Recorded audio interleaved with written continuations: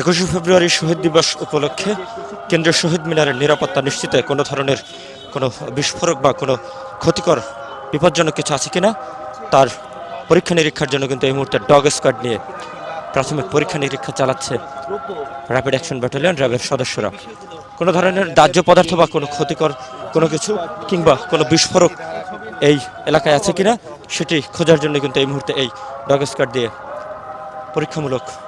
প্রস্তুতি চলছে rapid action ব্যাটালিয়নের পক্ষ থেকে।